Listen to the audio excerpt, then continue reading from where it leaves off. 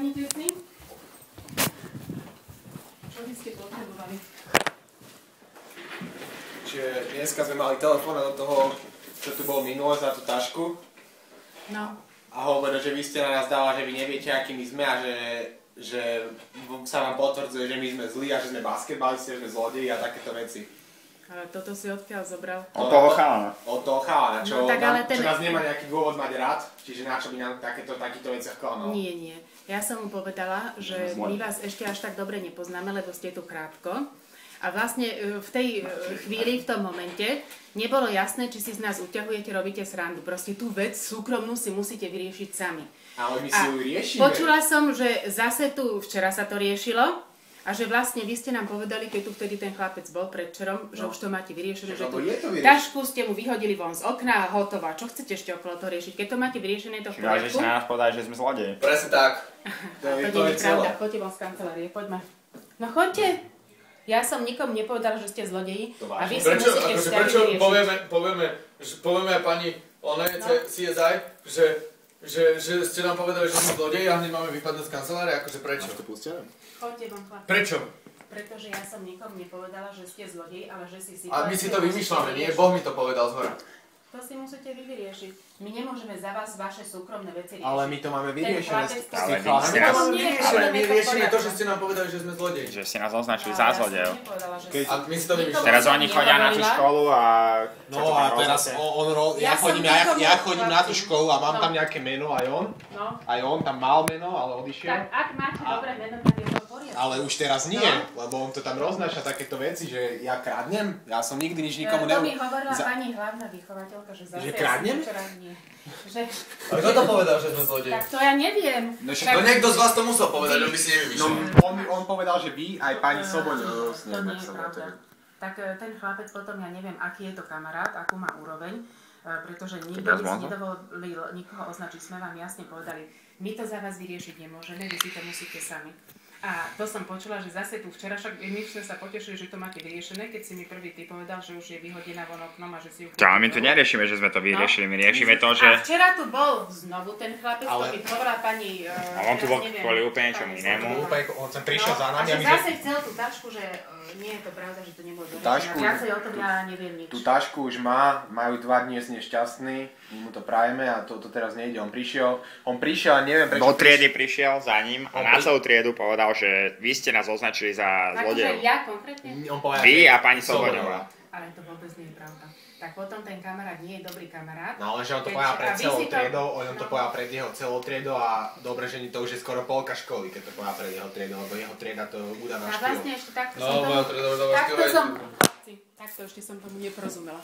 Lebo aj to povedali ste, že tú tašku má, potom, že včera prišiel, že akože ju nemá. A neprišiel za to, že ju nemá. Tak to ja už neviem, len mi to dnes spomínali, že zase akože to nebolo doriešené a pritom ste povedali, že je to... Ona spomína na výčitky z Biblie. A počúvaj, Matúš, ja som tu ani včera nebola, ja som bola rada, že to máte vyriešené hotovo. Nikto, a ja by som sa nikdy nedovolila, aby som niekoho označila za zlodeja. Ja niekto, moje rodiny, nikto nikdy nekradol ani takéto veci nerobil. No a ak vám takéto niečo ten chlapec povedal, tak potom nie je dobrý kamarát. My sme mali, chlapci, Matúš, my sme mali dobrú vôľu, aby ste si to vy vyriešili. Dali sme vám ten priestor, boli ste aj na tom 3., tam ste si mali možnosť podebatovať. A viacej... Nie, no... On došiel, keď si ho jebal.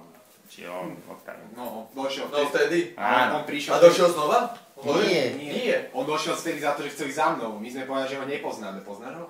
No, troška. No, decentne.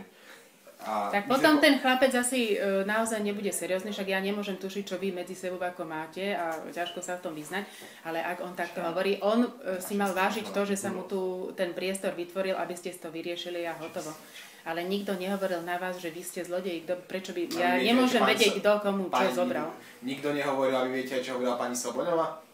Keď nikto nehovoril, teraz ste povedali. Však keď sme tu sedeli aj s pani hlavnou. Počul som, že sa na tomto internáte riešia hejtizmy o mne, že ste dneska nakladali môjmu otcovi.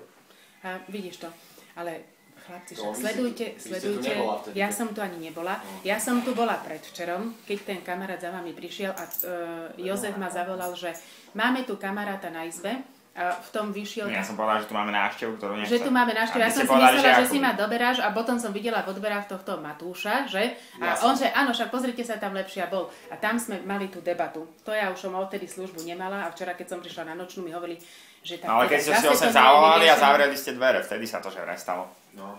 Nie je to pravda. Prečo by sme my sme mu len to povedali, že počkaj túto na chlapcov si to vyriešite chvíľku, ale inak tieto súkromné veci, prečo si to neriešite vy na pôde? Pani S dáva za chrbtom, dobre dáva náklada, aj im dvom nakladala za chrbtom, mne hovorila, aj im dvom nakladala za to, že mi mohli ukradnúť lístky, dobre nakladala, takže dobre tomu neverím, čo hovoríte. A na tomto internáte sú aj ďalší ľudia, ktorí určite sú poškvrnení touto osobou. Matúš, ale počúvaj, takto vám poviem, keď potrebujete niečo riešiť, tak v prvom rade prídete normálne a pokojným spôsobom všetko vysvetlíte. My nevieme, ako to... Však v tom... Príďte za chvíľočku. Príďte za chvíľočku. Ale nikto by takéto na vás nehovoril ani nič. Vyjednáme slušne s každým. No, ale ak vám toto ten chlapec povedal, tak potom je divný a neviem, prečo vyvoláva takéto konflikty.